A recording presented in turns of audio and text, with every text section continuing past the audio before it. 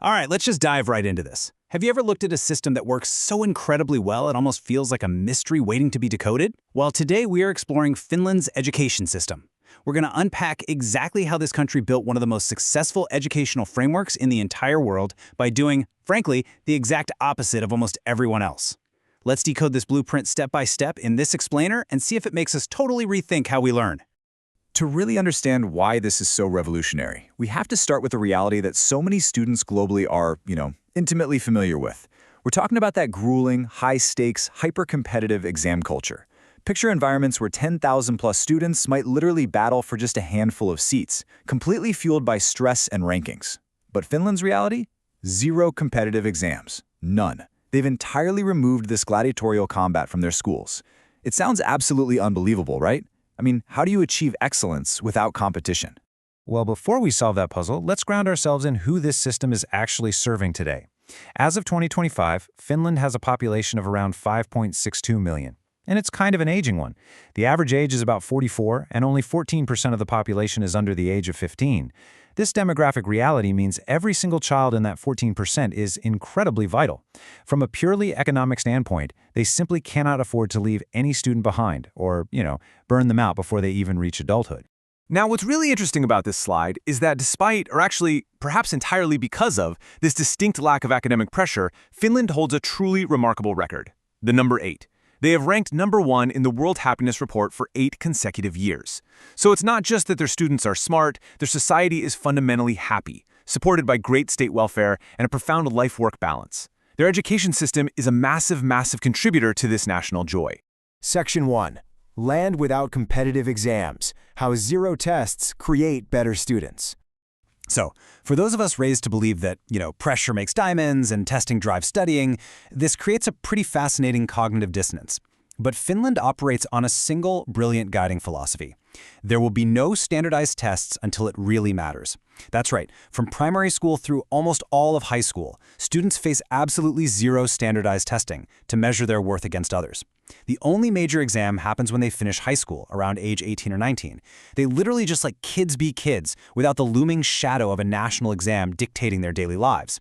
Which brings up a great question. How do you know if a student is actually learning? Well, the no-exam approach relies entirely on deeply personalized evaluation. Instead of broad rankings and public scoreboards, teachers provide individual, tailored feedback. Sure, there might be occasional quizzes just to check in, but there are no class rankings. You are never compared to the kid sitting next to you. This completely eliminates the scoreboard stress and shifts the entire goal from just memorizing facts to actually comprehending the material.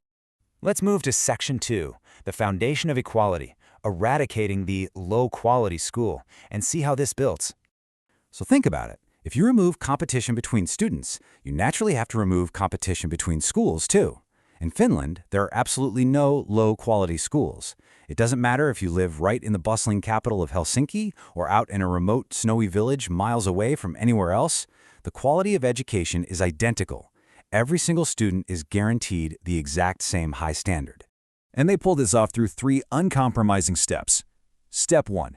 Equal government funding based on actual necessity, not neighborhood wealth. Step 2. While the few private schools do exist, they are strictly mandated to use the exact same national curriculum as public schools, meaning you literally cannot buy an unfair educational advantage. And step 3.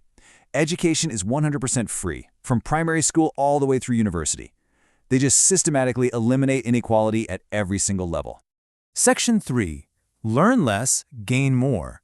The paradox of time in the classroom. We usually just assume that more hours in a classroom naturally equals more knowledge, right? Well, the Finnish system embraces a shocking paradox. Spending less time formally studying yields way better results. When we look at total study hours from grade 1 through grade 9, Finnish students spend roughly 6,384 hours in the classroom. Now compare that to the OECD average of other developed nations, which sits way up at 7,600 hours. They are spending significantly fewer hours locked at a desk. Instead, they prioritize free play and physical rest, because they actually trust that a refreshed brain absorbs information far better than a burned-out one. And get this, the time saving doesn't stop when the school bell rings. 0.8. That tiny number represents the average hours of daily homework for a student in Finland.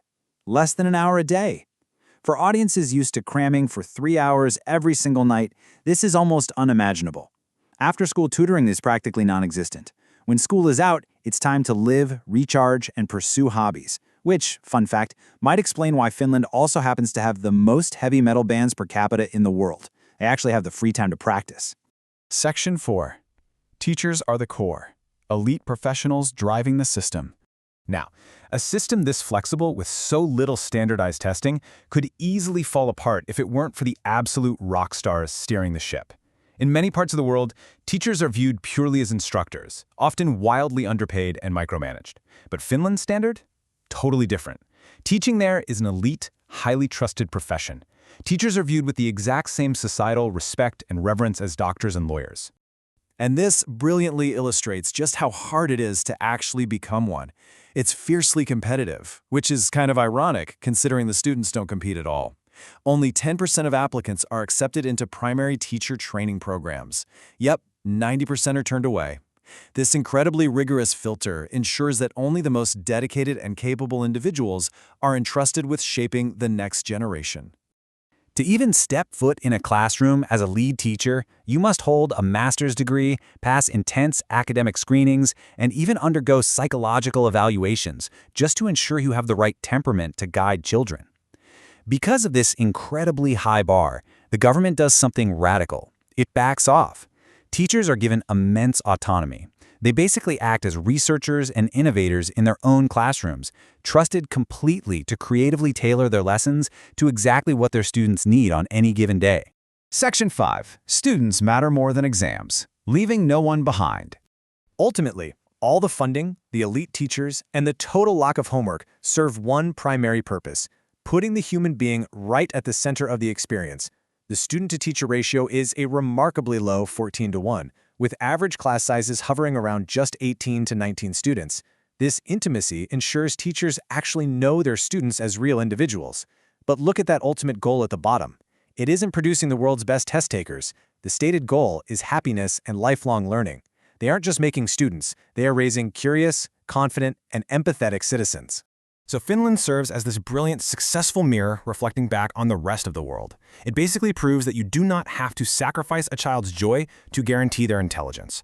So I want to leave you with this thought as we wrap up this explainer. When you look at your own experiences or the educational systems in your own community, ask yourself, are we building scoreboards or are we building citizens?